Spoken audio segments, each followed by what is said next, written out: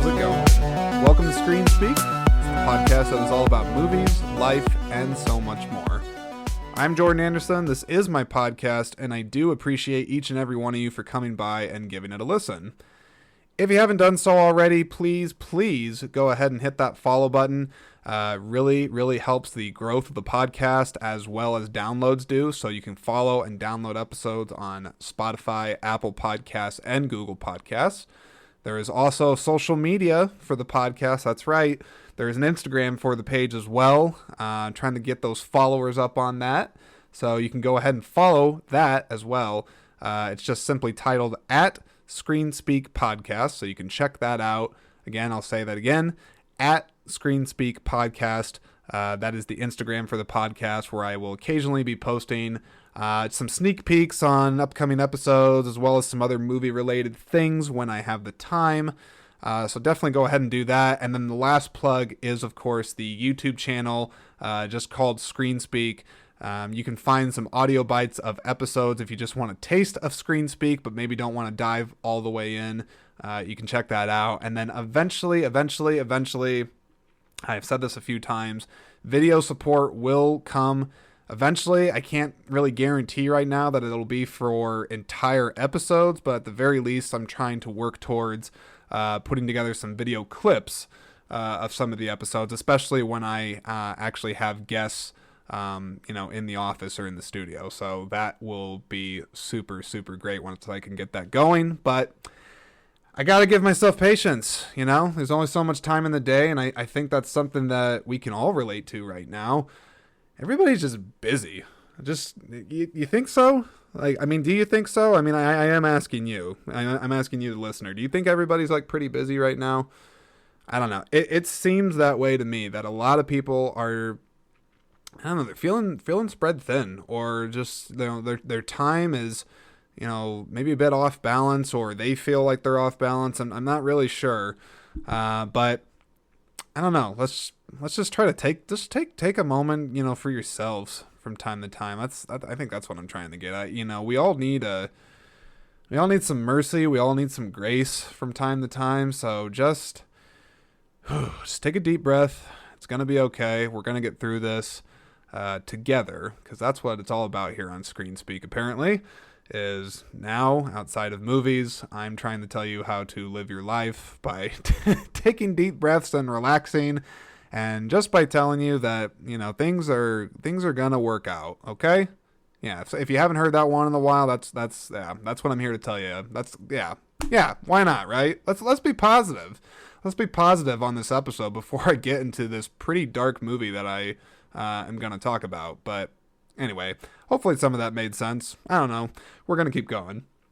So I'm here today to talk all about the movie Bone Tomahawk, which is in my opinion, a vastly underrated, underrecognized movie. Largely, I'd say probably because of its independent film status, which I will get to a little bit later on, because I actually think the subject of independent film is... Well, it's a rather interesting one, and one that I think is worth expanding on, and just kind of going through a little bit, what makes a movie an independent film? What does that even mean? I think people have a concept of what it means, but how often do we really dive into it? So I'd like to use this episode to talk about that, and just kind of what that means, and of course, and have it be in relation to Bone Tomahawk. But anywho, let's not get ahead. So first, if you have not seen Bone Tomahawk, I'm just going to get it right out of the gate right now. I definitely recommend you check it out. In past episodes I've been doing on movies, I do typically tend to contain spoilers in them. But for this, because this is actually a movie I'm trying to encourage people to see, and so that it can get more eyes on it, and get some more views, I'm really not going to go into too many spoilers on this. But anywho, I guess that's how you know that I really want you to see it, is if I am not willing to talk about those spoilers with you. So anywho, let's just we want to keep going. I think we want to keep going. All right, so Bone Tomahawk. This is the synopsis. So in the Old West, a sheriff, played by Kurt Russell. That's right. Freaking Kurt Russell and his fantastic facial hair are in this movie. But it's about it takes place in the Old West, and it's about a sheriff, his deputy, played by Richard Jenkins, a gunslinger, played by Matthew Fox, and a cowboy, played by Patrick Wilson. All of them embark on a mission to rescue 3 people from a savage group of cave dwellers. And what the story is not saying on here is that they're not just simple cave dwellers, they are cannibals. In fact, I think they're referred to in the movie as troglodytes, I think, which I don't know the full history of them. I will get to them a little bit later in the episode. I'm not sure if they're based off of like a real Native American tribe or if it's just purely invented for the story. I'm not really sure, but they're going after cannibals that have abducted the cowboy's wife, which is played by Patrick Wilson. His wife gets abducted by these cannibal Indians, I guess. And anyways, the sheriff, his deputy, and Matthew Fox, who plays a gunslinger of sorts, and then Patrick Wilson, they all agree to go embark on this. I think it's like a 5-day ride that it's supposed to be, like for how far they have to go rescue, Patrick Wilson's wife from these really scary cannibals. So it's a pretty wild movie. I'm just going to let you know that right now. There is some very impactful scenes in this movie, and I can also say that just generally speaking, I don't think it's a movie for everybody. So as highly recommended as I'm going to, say that this movie is, or that I'm going to endorse, I don't think that it's going to be something for everybody. So, there's that. So, bit more background on the movie. It was released in September of 2015. It is a low budget movie, an independent film for sure. I know the movie had a budget of about, we'll call it 1.8 million, maybe 2 million, just to be generous. So that's very, very little if you're looking at how, big studio films tend to have their budgets. And especially for a Western, I think it's actually pretty remarkable that what they were able to pull off with the budget that they did. But sadly, the movie only grossed about 481,000, and I believe that was a worldwide gross on there. So I don't know. It's hard for me to call movies like this purely a bomb because it is an independent movie. Therefore, it has limited theatrical release.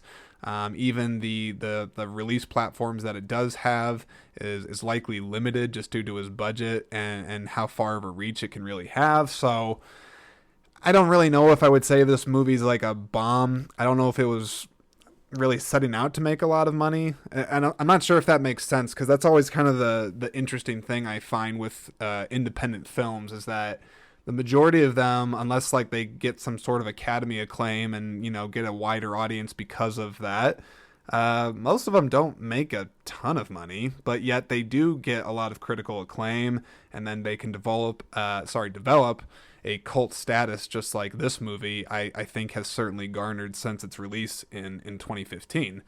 Some other interesting interesting facts about the movie. It was filmed in Malibu, California, which that's kind of cool because I don't know. It looks like it's shot in the Old West, which I guess the Old West would be out in California, so I think that makes sense. But it was shot over the course of just 21 days, which, I can definitely tell like there's lower budget aspects of the movie, but considering everything that's in the movie, I think that's pretty damn impressive that they were able to pull off a movie like this in such a short time frame. Very, very, very great. But anywho, just my overall thoughts on the movie, which I kind of said what some of those were, but I really, really like this movie, and I can tell you that I like it for a couple of different reasons. One, the story it's an original story. It's not based on a true story. It's not based off a book. It's a purely original screenplay which that is always very, very refreshing, especially when you come across those people. And you know which people I'm talking about, the ones that are like, oh, like Hollywood's all out of ideas. They're never making original movies anymore. Blah, blah, blah, blah, blah. Well, I hate to burst your bubble out there for if you've ever been a person that said that, but that's where you got to look at independent films. Independent films is where you can find that. But as far as the movie goes, if I had to give it a rating, like just right now, I'd probably give it. I mean, yeah, I think I'd give it a B plus, maybe even an A. I mean, yeah, you know what? Yeah, no, I'm gonna give it an A. I'm gonna give it an A because it's original, it is unique, it has guts, literally and metaphorically, and it's. I think it's a thought-provoking movie. I mean, I certainly, when I finished the movie, because I actually recently only saw it for the first time within like the last week or so. I didn't see it when it came out in 2015, sadly. But I followed the filmmaker, S. Craig Zahler, for a little while anyway. I think the first movie I saw from him was Brawl in Cell Block 99 with Vince Vaughn, and I really enjoyed that movie. And it's sort of throwback but modern twist on like 70s grindhouse films. Very, very much enjoyed that. And then I saw his follow-up to that, Dragged Across Concrete, that also had Vince Vaughn, but then the great Mel Gibson in it as well. But anywho, I've said this a couple of times in this episode, but I will get to more on S. Craig Zahler here later on. But overall, this movie, it's an A. It's original. It's got guts, and it's just it's a good time for a movie, and I think it's one that will engross you completely if you let it. So let's keep going. So I told you all I wanted to talk about independent film because this movie definitely is an independent film, and I'll tell you a couple of reasons why it's an independent film, and just talk about what really classifies independent film as independent film. So first and foremost, the term independent film comes from the fact that the movies are funded independently. Duh, right? It's in the title. But they get funded from a variety of different places, unlike, like say if it was like a Disney, or in this case, in latest times anyway, there's, Netflix, Amazon, these bigger studio systems, if you want to call it that. They tend to fund a lot of those movies directly, and they have the resource from just their own selves to be able to do it. But independent film, they're usually pieced together from a variety of different sources, hence why I think a lot of people joke sometimes when they see an independent movie, there's always like 10 production company logos that get played before the movie gets played. And that's because it takes a lot of different money, time, and resources to be able to get these movies off the ground when you can't rely on the big studio system to write you a check. So I think it's very interesting actually how these films just kind of come about and get off the ground. And it also goes to show you just how damn hard it is to make a movie. I mean, I don't know if people take that for granted or just don't really take the time to consider it, but it takes so much work, from what I can tell in research I've done, to actually get a film made, let alone one that doesn't have all the time in the world to make it, and a big budget and A-list cast, even though I would argue that there is actually a couple A-listers in this movie, but I digress. So independent films, they are independently invested. They usually are ran by small production companies. I would say the films in and of themselves, they typically tend to be non-formulaic, and I would say this movie is definitely like that. It doesn't follow any kind of formula that I've ever seen. I definitely think this movie is very much unique in and of itself. And then something else that independent films, I think, do is that they tend to sometimes combine genres or mix genres. Which you could argue that some of the mainstream ones do that as well, but independent films seem to take more chances with that. I also think that they tend to avoid a lot of the bigger stereotypes that you see often depicted in these bigger movies. They can sometimes feel, I guess, a bit more authentic. Partially that can just be due to budget constraints because they have less to work with. So sometimes it gives the films a bit more of a quote unquote real look. And then I would also say that just given the nature of a lot of independent films, not all of them, but I think a lot of them tend to cover more personal stories or thought-provoking stories or intimate stories. Because sometimes, sometimes the reason an independent film is made, it's not always just because of a lack of money. Sometimes there's just certain stories out there that, a bigger studio just might not really see as being a worthwhile investment or, I guess listen to what I'm saying. I guess I am saying it kind of comes down to money. But I don't know. I just feel like there's interesting stories that only independent films sometimes are capable of tackling, where a bigger studio wouldn't always be so willing to take a chance or a gamble on it. Whereas an independent film, there's a lot more freedom with that. So, anywho, I hope you found that interesting. But something else I always think about with independent film as well, and also in its relation to original film, is, I'm trying to think, how do I say this? I hear a lot of people always say, like, well, how do I go about finding independent movies and supporting them? Like, how in the hell can I do that? Well, there's a couple of different things that you can do for that. One, and I know we're in COVID times and it might be considered a risk, but you can go to the movie theater. And I don't just mean like the big multiplex that might be around the corner from your house. There's smaller theaters that certain cities have. You can maybe drive to another city if you choose to, and certainly go to those different types of theaters, because just like with the big movie studios out there, I think theaters sometimes can be similar to that, being that there are some like art house theaters or theaters out there that have more of an independent film focus because they really want to champion the filmmakers behind those stories and give them a platform to really shine, whereas some of the bigger theater chains might not really want to do that. So the point being with that is that if you have the patience and time and a little bit of resource, you can go to outside movie theaters from time to time if you really want to go and truly support the independent films. I'd say streaming platforms are also actually getting pretty good at picking up and distributing a lot of different independent films out there, and just getting behind those stories and giving them a platform.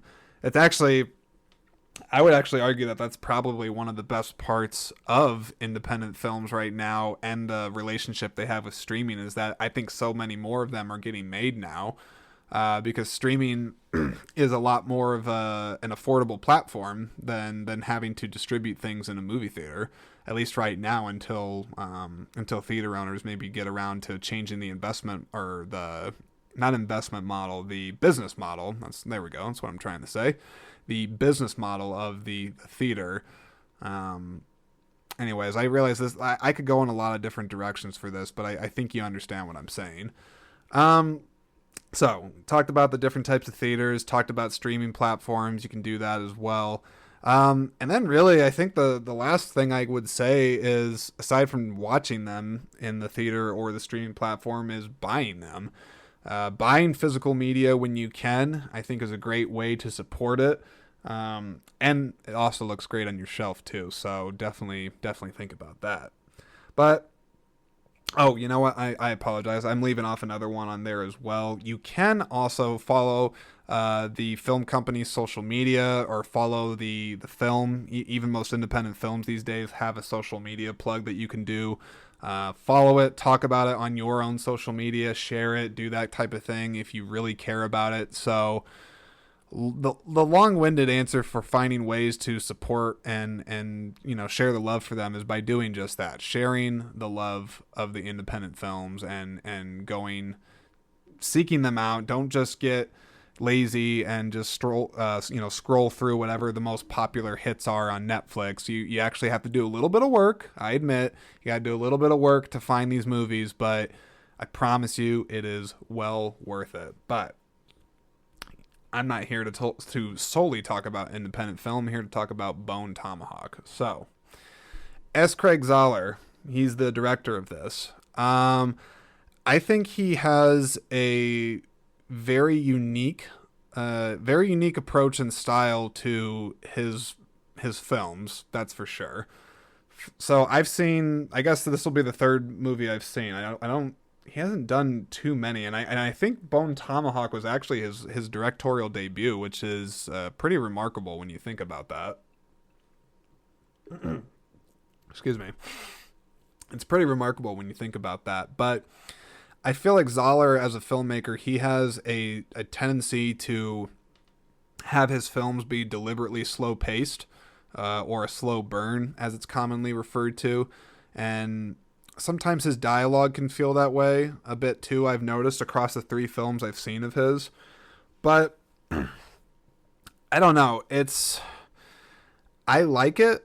I've grown to like it since I've seen the 3 of his movies, and I think it's always actually a high compliment to give to a director when I can watch a couple of their movies and know I'm like, oh, I'm watching a Zahler film right now, because it has that much of a distinctive style to it, almost like, not comparing, but almost like a Tarantino, where it's hard to mistake that for being somebody else's film, because there is such deliberate choice and intention behind all the actions, the scenes, the even the set designs, the structures, the story narrative structure, that kind of thing. But his films are a bit slow pace, so that's just kind of a warning, because there are a number of people out there that would maybe watch a movie like this and just want to, watch the action sequences or watch the gory sequences, and they might not be so invested in the story, because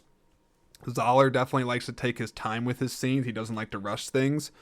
I think he sometimes likes to deliberately draw things out just for the sake of building tension or anticipation of scenes. But however you look at it, I found the pace for Bone Tomahawk good.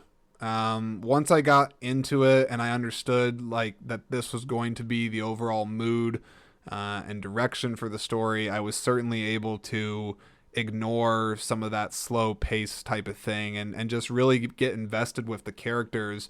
The great dialogue that Zahler did, because he also writes his own movies as well as directs them, which is always, again, I think just very, very high praise when someone is both a writer and director at the same time. It's quite a lot to chew. So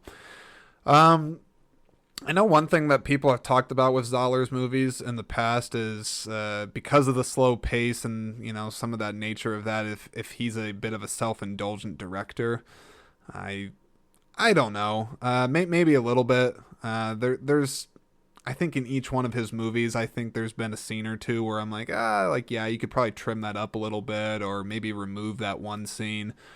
So sure, I guess you could say there is a bit of bloat in his movies, including this one, but again, I don't think it's really enough to detract, because there's so much originality and chances being taken with this movie that I don't mind that it takes its time, I guess. I really didn't, and I actually found that because of this movie having horror elements in it, that I was able to honestly feel the stakes a bit more because of that purposely slow way that Zahler would let scenes build their tension to, a point of eruption, usually in pretty gratuitous violence. But anywho, and I guess I just touched on that briefly here, but there are a lot of horror aspects to this movie for sure. I think first and foremost, this movie is a Western, but as I mentioned, that independent films sometimes will do, this is a genre blend of a movie. So it is mostly, I would say, a Western, but it definitely has horror elements in it. which is really intriguing. I mean, very, very intriguing. I mean, if you're a fan of Westerns, I don't think I can recall, I mean, any good Western that feels like a horror film too. I don't know. I think the combination of this in the movies, it's pretty potent. And I don't know. I felt the stakes. I felt the tension when it was there, and there's definitely some nail biting scenes in this movie, and cringy scenes. And I don't mean like awkward cringe. I just mean like this is tough to watch kind of cringe. But that's for you to decide if that's something that you can do, because the violence in this movie, I think, is something that certain people would probably find as being a bit of a turnoff. Not for myself, but yeah, I don't know. Well, yeah, I'll get to that. I'll get to that one in a second. But talking about blending genres, like I said, this movie's great at taking Western and horror movies and mixing them together. It got me thinking, what other genres would be interesting if they got mashed together? I mean, you ever think about that? Think. I feel like one I never see is like a science fiction comedy. Think about that. I mean, how many of those are there outside of, let's say, Spaceballs? Spaceballs, that's, Spaceballs, we're the Spaceballs. If you're living in a bubble and you haven't got a care. Why am I singing the Spaceballs song? It's got nothing to do with this. Anywho, you get my point. Yeah, you know what? There should be a sequel to Spaceballs, right? Spaceballs, the search for more money. That's what we need. It's what we need. It's what we want. But why am I using this episode as a plug for Spaceballs too? I don't really know. But hey, we're gonna keep going. That's what we do. We just keep going. But let's see. What are some other genres that would be worth combining? Okay, let's just speed fire it, right? Let's just go. Just say a bunch of them. Don't think, just do it. A pirate movie with a crime thriller. Sure. Mafia movie that's a romantic comedy. There you go. A survival movie that takes place in the 1800s. So it's a period film and a survival story. How about that? Let's see. A Great Depression era story that is all about the common man liking prohibition. Wait, no, that's not a genre. That's just telling a different aspect of the time period, right? I don't know. Let me think of one more. Let's go with mystery. Let's go with mystery thriller. Yeah, mystery combined with a satire. A mystery satire, could that work? I don't know. But I think you get my point. There's a lot of different ways that it's very interesting when you stop and think about taking different genres and meshing them together and seeing what you can come up with. And what's more interesting about that too is even if you combine something, how do you ultimately decide what the overall tone of it is? Because usually that's the thing with one specific genre is, like, say, science fiction, that tends to sometimes have a very distinct tone. Whereas, just a pure action film also has a specific tone. So it's like, do you balance both the tones together? Do you let one overrule the other?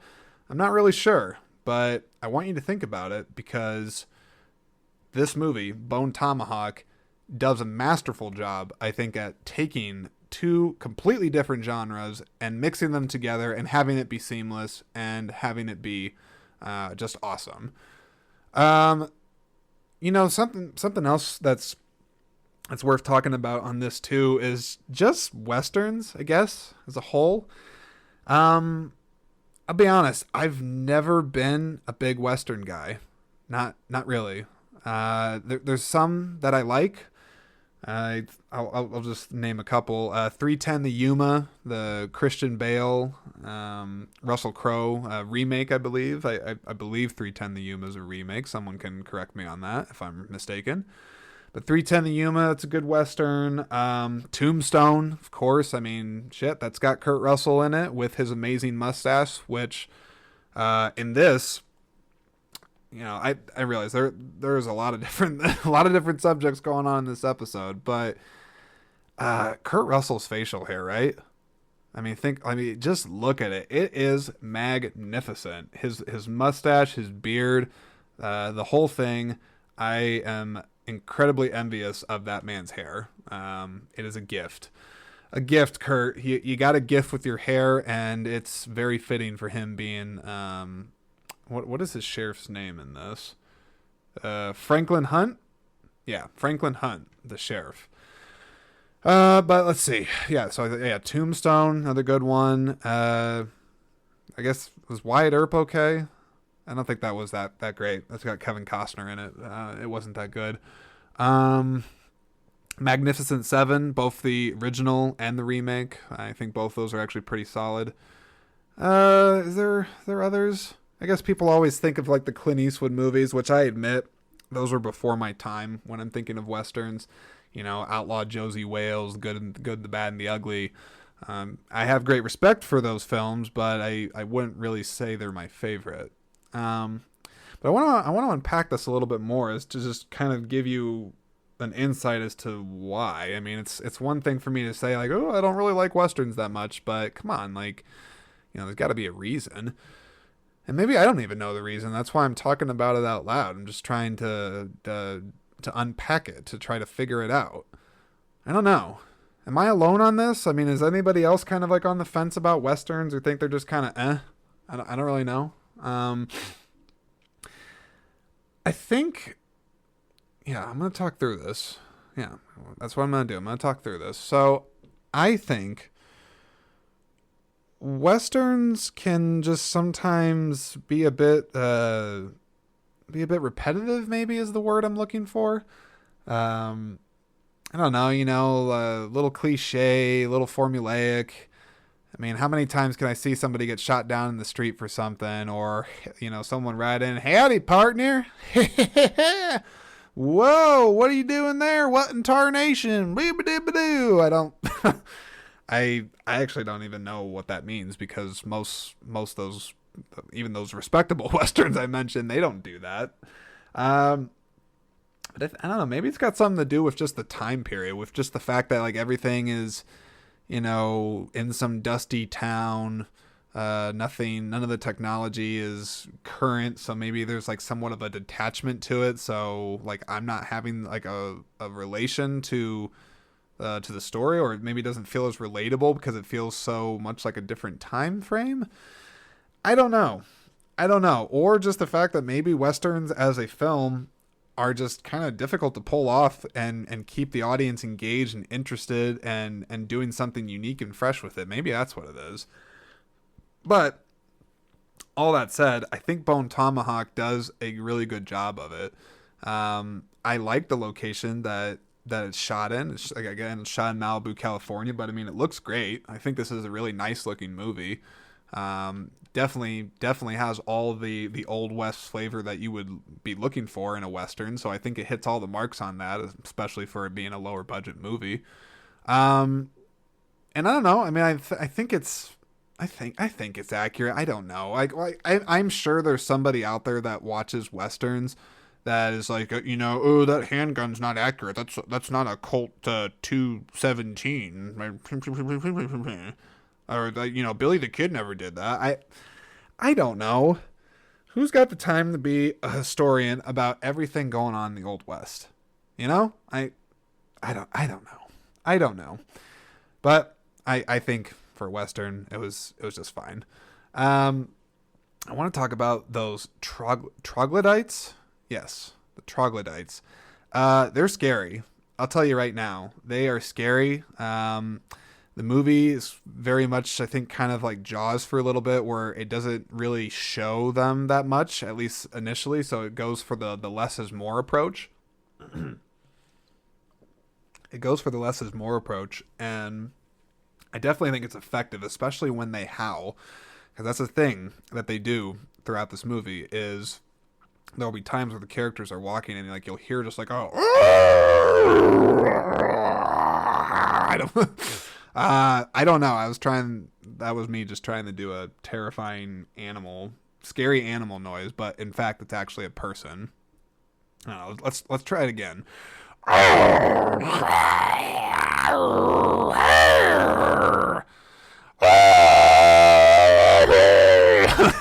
Okay. I'm gonna damage my voice box if I keep trying that, and or make you shut this podcast off. You're like, oh my god, dude, that was a bit much. Yeah, that was a bit much. But point is, they make some freaky noises in this movie. They really do. And okay, I guess I'm going to give a tiny mild spoiler because I found it so interesting.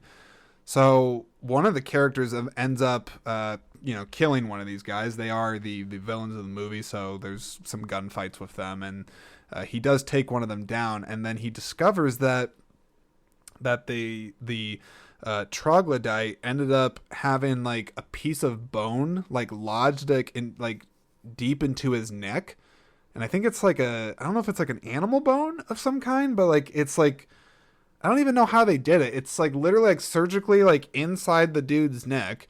And then he ends up like taking like a knife and like cutting it out and then using it sort of as like a fake animal call to get the other people to draw the other troglodytes out and sort of take them out one by one. But it's really bizarre and makes me wonder, like, were there actually like Indians that would do that to themselves, or is that possible? Was the movie taking some liberty with that? Because I was very, very curious as to how in the hell that would actually work. It was very, very strange but unique.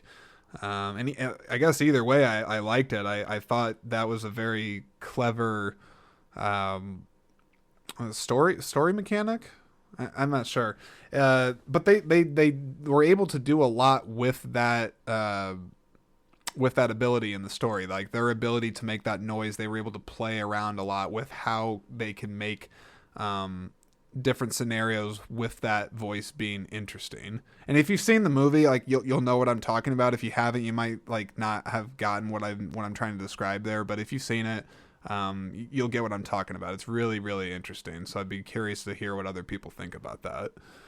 But I thought they were scary, and in particular towards the third act, which is definitely where the movie gets as violent as, or I shouldn't say as violent. I mean, the third act is where the violence really, the shit hits the fan, and it's intense. It's very, very intense, and that's something else that I notice about Zahler's movies, is that each one of them seems to have a distinct flair for violence, and in particular, it's shock, raw shock value, if you want to call it that, because, I mean, his movies don't pull punches with the violence. Sometimes like it might feel over the top depending on, what your definition of realistic is, but I don't think I don't know. I think he's just trying to go for impact with the violence. But the point is that in this movie, towards the third act, there is some very, very disturbing violence in this movie. In the scene that stands out to me in particular is, again, I really don't want to give too much away, because I think it's a great scene despite the gruesomeness of it. But there's a scalping scene and a whiskey flask scene. I don't want to say any more, so you'll just have to see the movie. But I want to talk about that scene, even if you haven't seen it, and just talk about violence and how it's presented in a movie like this, and if it is gratuitous or if it goes over the line. I think it's an interesting subject. So, given the context of the scene and what happens with it, when the violence ramps and it peaks in this scene, I don't know. I mean, it's gratuitous for sure, and the camera's not pulling away. It's showing all of it, and I mean, it's not trying to be quick about it either. I think I don't know. It felt very, very authentic, and for me, I mean, I don't really get grossed out too easy from gore, but as a man, I mean, I cringed. You know, I was definitely on edge in this scene, and like almost didn't even want to look at the screen because it was that difficult to watch. But I got to go back to the story and the context of it, because given what the scene was about and what it was trying to capture, which in my opinion was the dire sense of dread and hopelessness for the characters that are stuck in the situation where this scene is happening. They don't have any choice but to watch. And I don't know, I think they wanted the audience member to feel exactly the level of sheer terror and darkness that those characters must have felt if they were witnessing those acts in real life. I don't know if that makes sense, but I don't know. It's part of the reason I think I really like Zoller as a filmmaker, is because he does take those chances with it, and he doesn't shy away from it. He knows exactly what he's doing with that, why he's doing it. And yeah, it's hard to watch, but at the same time, anytime I've seen it in his movies, it makes sense for the characters and it makes sense for the story. And I also think that sometimes by showing that type of gruesome, gruesome nature, or gruesome violence, just straight violence for violence sake, I don't know. I think sometimes there's a point with it. It doesn't, like, Zoller doesn't really feel like an Eli Roth, where if you've ever seen like any of his movies, like I think doesn't Eli Roth do like those Hostel movies, right? So, again, someone out there that knows like horror movies a bit more than me, they can probably tell me about that. But it doesn't just feel like it's there just to be there, because it's not like it's throughout the whole movie either. It's not like there's just like super gruesome scene after super gruesome scene. It's very purposeful, and the intent is, I think the intent's always to have it enhance the scene. It's there to serve the story. I guess that's what I'm trying to say. I think his violence, when it does happen, it works for the type of movie that he's doing, and certainly makes it stand out, because if he keeps doing this in his movies, having these very, very intense, violent, graphic scenes play out, yeah, I mean, it could be part of his signature style, part of what makes him him, which I think any director should be so lucky to have that much of a distinct voice, to be able to, have the confidence. That's something I would say. Yeah, hang on. I promise I'm not going to detract too much, but that's definitely something I would say about Zoller and this movie as a whole, is that it's got confidence. Because not every director, for one, would take the chances that Zoller takes with the violence and still have you not just get up from your seat and leave. But then not every audience member would be able to sit through it too. So I feel like there's a mutual trust between the type of audience that Zoller's likely going for, but then also the audience that's seeking movies like this out. I feel like the ones that like Bone Tomahawk, the ones that watch it more, they are likely, maybe more of a niche audience group, but like they're geared for this type of thing. The real fans of this type of movie, I mean, like, they're okay. They can handle excessive violence, if that's what you want to call it. But anywho, long being a bit long-winded on that, but I'm curious what you think about violence in movies. If there is a line, and can it be crossed, or what's too much? It's like like, let's say like a Saw. Do those movies go too far? Is that a bit too much? Is it just like torture porn? Like, what are we talking about here? Not really sure, but it's something to think about. I don't know, but I admit, I'm thinking about those scenes that I described, the whiskey flask and the scalping scene.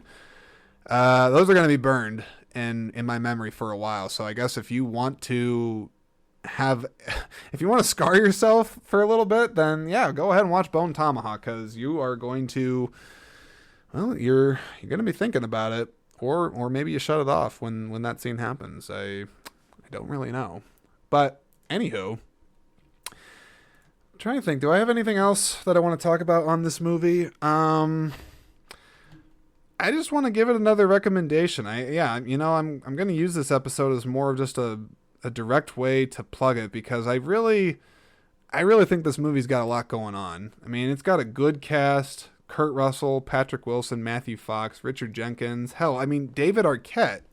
You know, David Arquette, you remember him from like See Spot Run and Scream movies. He's in it for a little bit.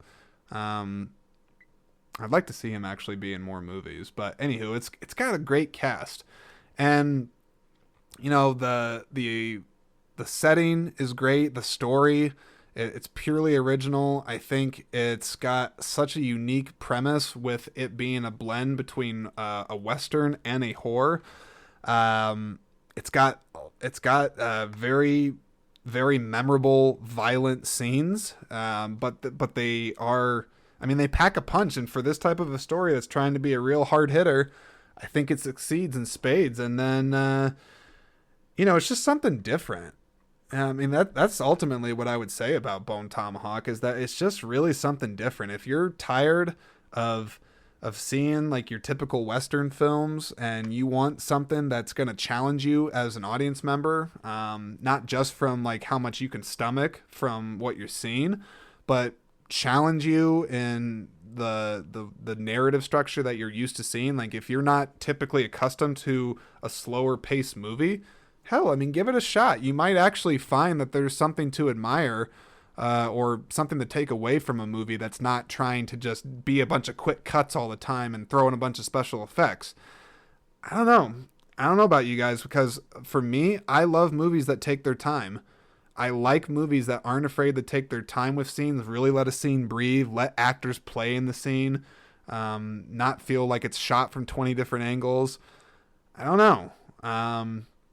This movie really knocked me on my ass, and like I said, I like Zoller's other two movies, so I'm gonna give this one a glowing endorsement.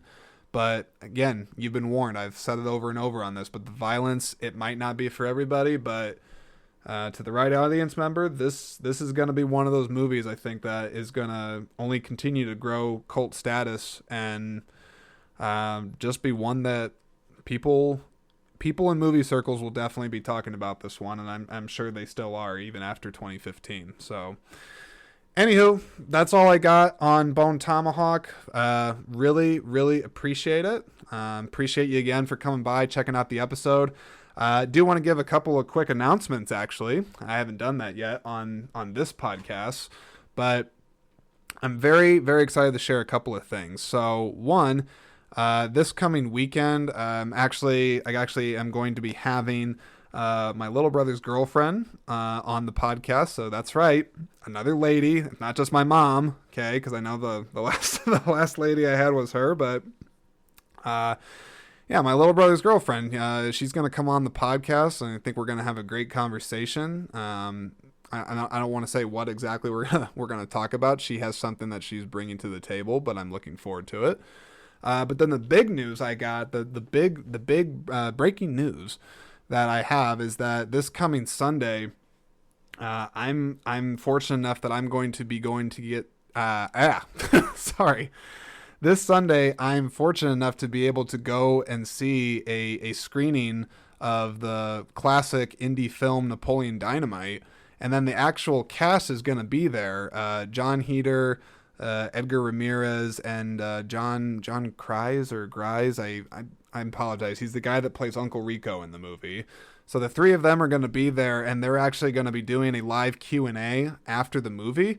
And then they're doing like this meet and greet thing and the whole thing. And so I'm going to be there for all of it. And I'm just really super, super excited to share that with you all, because I'm going to do a dedicated episode just talking about Napoleon Dynamite here.